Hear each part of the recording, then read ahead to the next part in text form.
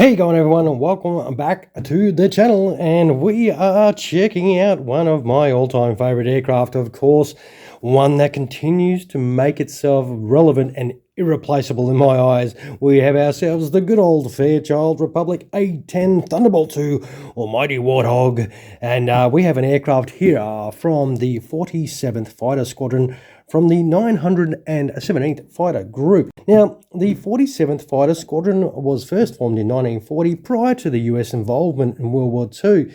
It would be part of the air defences of Hawaii. Now, they would suffer heavy losses during the attack on Pearl Harbor, of course, but they operated in the Pacific Theatre for the entirety of World War II. Now, it has had periods of deactivation and reactivation, and when it activated again in 1973, it has remained operational to this day. Now, upon its activation in 1973, it operated the Cessna A-37 Dragonfly until 1980, when it transitioned to the mighty A-10, of course, which it continues to operate today.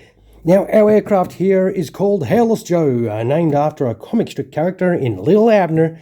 That was from the, I think it was created in the mid-30s and went for about 43 years until 1977. Hairless Joe was a club-wielding hillbilly that made moonshine, I think with an Indian as well, and often threatened to bash people's heads in. Now, a great nickname, of course, for this beautiful aircraft that knows a thing or two about clubbing the enemy.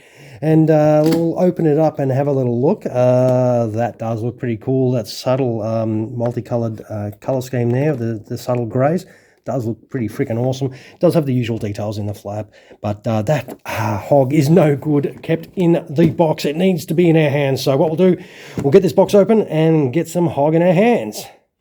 Alrighty, so we do have the stand that comes with this model. It does also come with the all the ordnance we need to put on. This is a second-hand purchase, so these are obviously not the original bags. I did buy this second-hand, so if you do want one, you do have to do the same thing, because it is a little bit of an older one, and that is the gear options for gear up or gear down as well. Alright, let's serve up this beautiful hog and have a little look. Ooh, it does look very nice. Where do I want to grab this beast? Let's try and get some poppage. If those of you watching don't know, I do love myself an A-10. These are certainly one of my favourite aircraft. Oh, finally got it out. Oh, this does feel nice and solid too. Oh, beautiful. Oh man, this livery looks absolutely sweet. Check out the subtleness between the two different, so that's like a green grey and a sort of a lighter green grey. It's beautiful. Let us zoom right in and check out that beauty. Yes, I do say A-10s are beautiful because they are one of the best looking aircraft around. Look at that. That looks awesome. Beautiful. It's got some nice engine detail in there with the turbo fans there. Looks. Oh, check out that. That must be Hairless Joe. Let's have a little look. He's got a big old beard there. If it'll focus.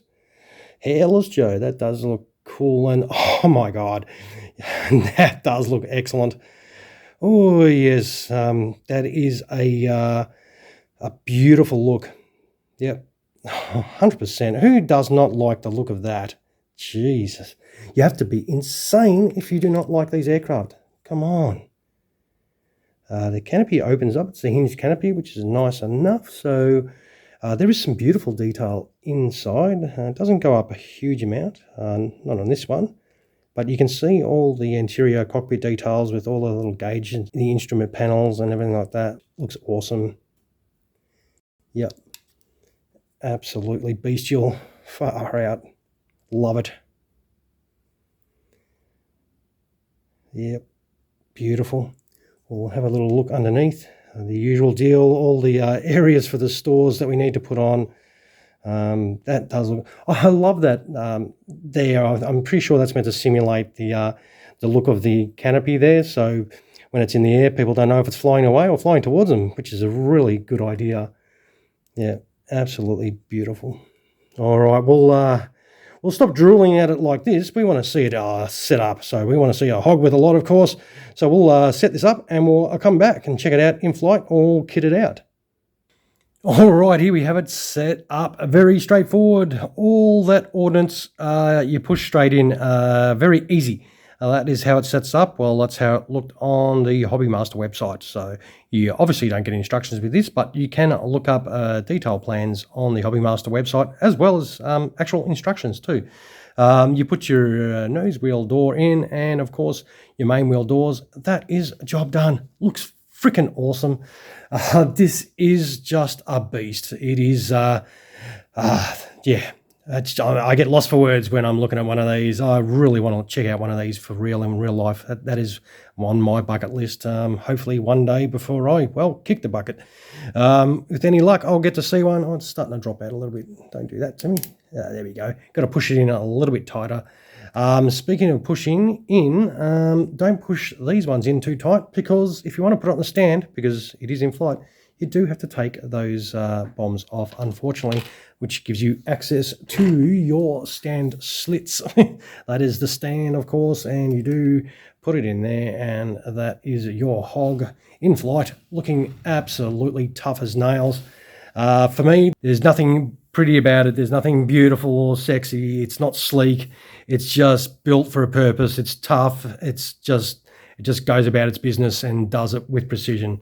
All right, enough of that. I will throw some landing gear on this quickly, and we'll throw it on the scales as well, and we'll wind up the video. Alrighty, there she sits on the landing gear. Just beautiful. Sits on there without any dramas. It's straightforward to put on. You just got your main landing gear pieces, a nose wheel piece, and the gear bay door. They all are solid, and they don't turn though. The wheels don't turn, so that is no big deal though for me. These ordnance here can be replaced with those if you don't want to use that particular setup, but I think this does look absolutely awesome. We'll see how much it weighs though before I put it down and wind up this video. All right, how much hog are we getting? 403 grams. That is a nice bit of weight, of course. All right, this image is absolutely brilliant. This model, fantastic. I love this livery. I love the artwork on the front. Looks absolutely supreme. Yep, definitely another beautiful Warthog. What is not to love? And I don't use the L word very often.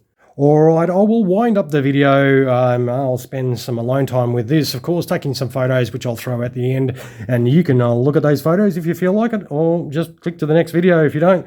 Don't forget, some of those my way if you did enjoy the video and found it helpful in any sort of way. And of course, don't forget to smash that subscribe button if you are watching and have yet to do that.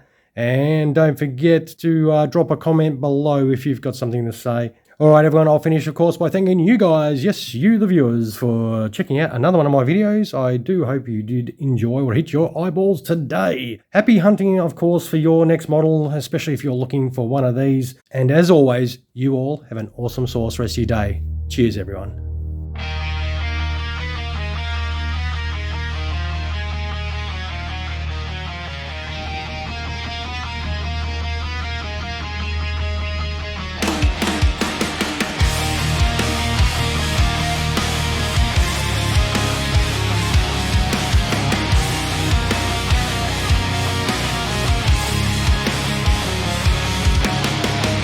Protecting freedom since 1976. The hog has always had your six. Tank buster and lifesaver, the hog's resilience will never waver.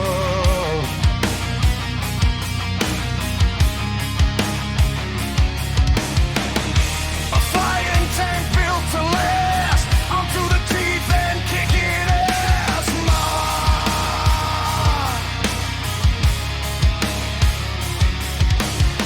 You'll not be pretty, but have looks that kill. Avenger, its weapon, destruction, its scale.